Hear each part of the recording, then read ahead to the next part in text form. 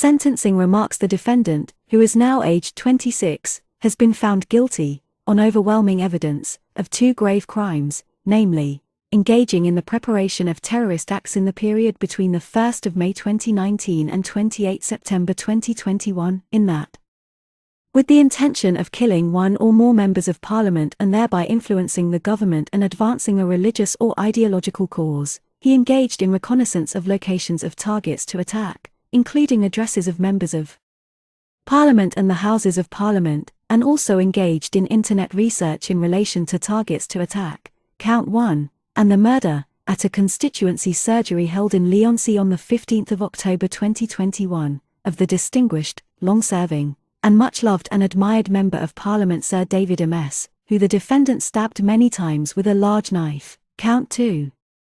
I wish to express the sincere sympathy, and the condolences, of the court to the family, friends, staff, colleagues, and constituents of Sir David for the enormity of their loss, and to express the court's sincere admiration for the brave and dignified way in which his family have dealt, in the face of their incalculable loss, with the ordeal of the trial which was forced upon them by the defendant's cowardly refusal to face up to his guilt. Sir David was a man of the greatest substance. He had done nothing whatsoever to justify the attack upon him, let alone his murder. On the contrary, he had devoted 38 years of his life to the lawful service of the public, and was engaged in doing so when he was murdered. His loss is one of national significance. Having presided over the trial, I am sure of the following facts. In early 2014, the terrorist organization ISIS, which had its origins in Iraq, aggressively expanded in Syria, occupying massive territories in the eastern provinces, using Raqqa as the location of its central military command for Syria, and announcing its caliphate. In September 2014, Sir David Amess was one of 524 members of Parliament who voted in favour of a motion, consequent on a request from the government of Iraq for military support for UK forces, who were part of an international coalition, to take part in bombing missions against ISIS in Iraq. ISIS ultimately became known as Islamic State, which is how I will refer to it hereafter. In December 2015, Sir David Amess was one of 397 members of Parliament who voted in favour of a motion, consequent on a United Nations Security Council resolution that Islamic State constituted an unprecedented threat to international peace and security, for UK forces. Again, as part of an international coalition, to take part, in accordance with the United Nations Charter, in airstrikes against Islamic State in Syria. During the period from around 2014 to 2016, the defendant, who is a Muslim, and was then aged 18 to 20, was radicalized over the internet, such that, as admitted by him, he variously became sympathetic to, ultimately believed in, ascribed to the ideals of, had allegiance to, agreed with the goals of, and was aligned to, Islamic State, which, in this country, is a proscribed terrorist organization.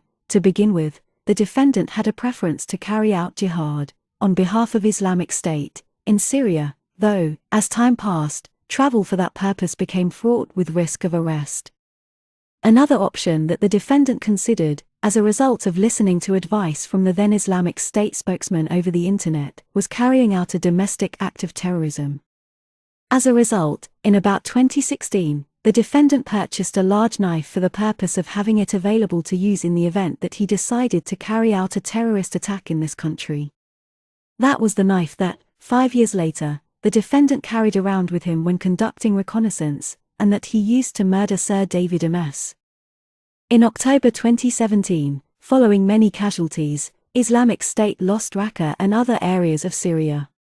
As a result, it issued an appeal to its sympathizers around the world to strike on their own, wherever they were, using the tactic known as lone wolf attacks in order to maximize the fears of countries that were members of the coalition that they would see more attacks, such as those carried out in London and Paris. The call for lone wolf attacks continued over the years that followed. Indeed, the last one of relevance to this case was in July 2021, which was the month in which the defendant began to take an interest in Sir David Amess. Ultimately, as the defendant said in interview, the exhortations to carry out a lone wolf attack resulted in him deciding to carry out his jihad in this country. In the result, he started to consider options, including looking at previous attacks in this country and abroad.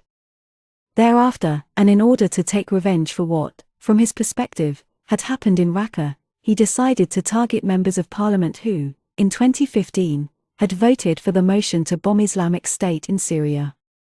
As he put it in interview, members of parliament were accessible and numerous, and he wanted to influence the politicians. The first member of parliament to be targeted by the defendant was Michael Gove. By May 2019, the defendant had discovered Mr. Gove's then home address, and had drawn up written options for a murderous attack upon him. Thereafter, during the pandemic, and until March 2021, the defendant's activities were limited to some researches on the internet in relation to Mr. Gove, 4 other members of parliament, and a member of the House of Lords. 9.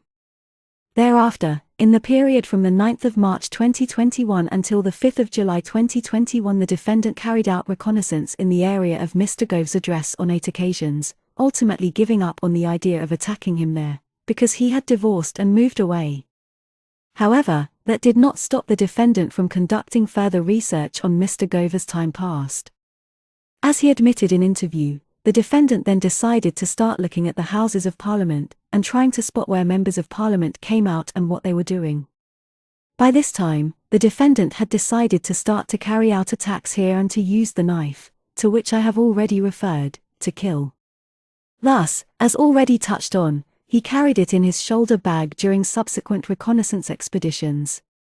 In the period between the 15th of July 2021 and the 22nd of September 2021, the defendant carried out reconnaissance in the area of the Houses of Parliament on 8 occasions, the last of which involved walking by 3 times. During that period he also researched members of Parliament on the internet, including Mr. Gove, and, for the first time, Sir David Amess, on 19 and the 22nd of July 2021, together with Mike Freer, on the 16th of September 2021. Indeed, on the 17th of September 2021, which was between his 6th and 7th expeditions to the area of the Houses of Parliament, the defendant carried out reconnaissance in the vicinity of Mr. Freer's constituency premises in Finchley.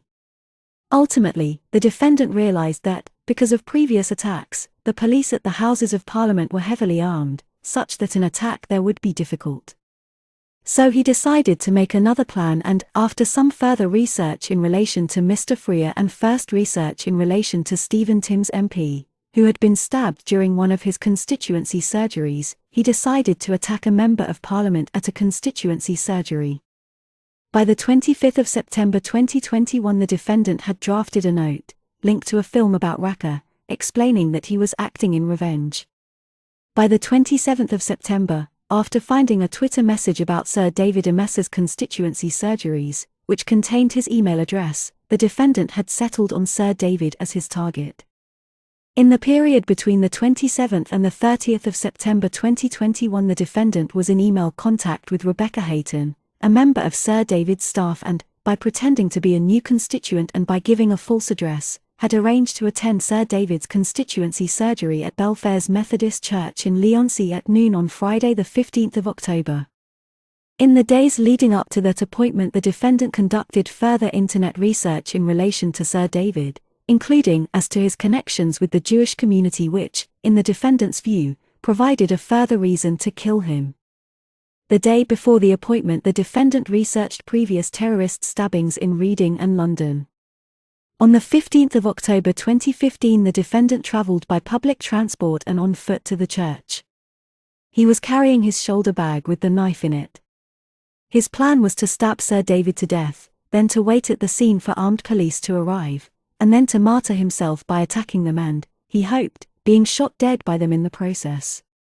The defendant was greeted by Sir David's constituency assistant Julie Cushion, and was then taken through by Rebecca Hayton to the small office that Sir David was using.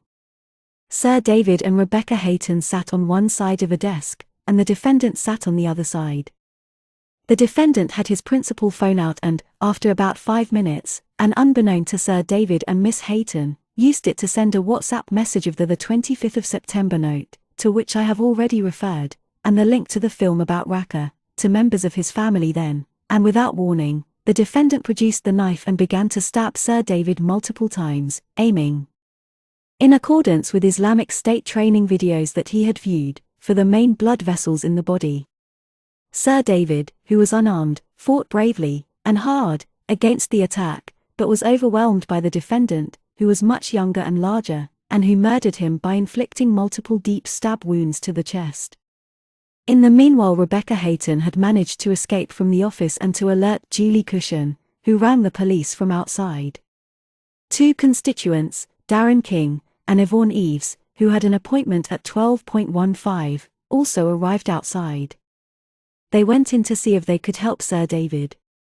The defendant was on the phone to his family, who were hysterical, but was still holding the knife and refused any access to Sir David, telling Mr. King that he wanted to kill Sir David and every MP who had voted for the bombing of Syria, and that he wanted to be shot and to be a hero.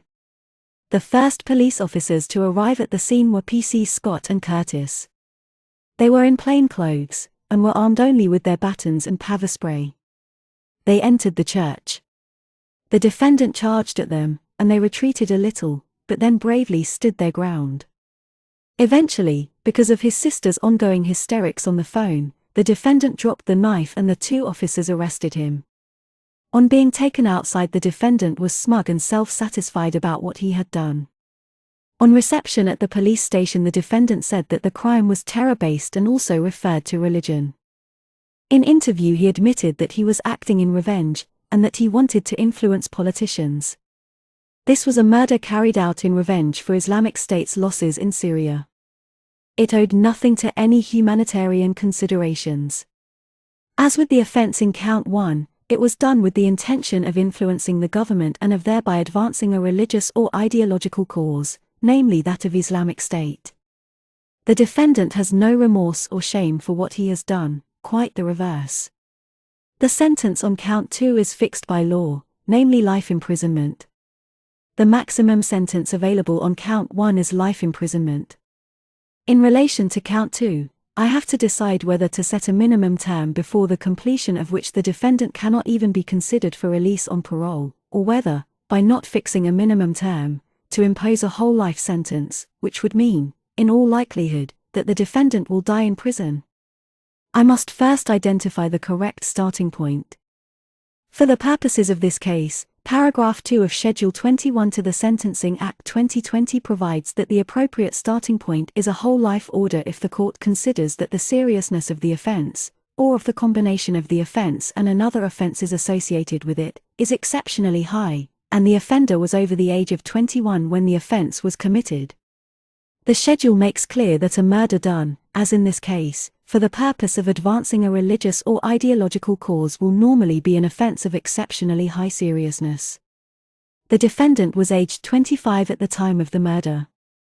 Against the background of my findings of fact, and whether the murder is viewed in isolation or in combination with the offense in Count 1, I have no doubt at all that the correct starting point is a whole life order.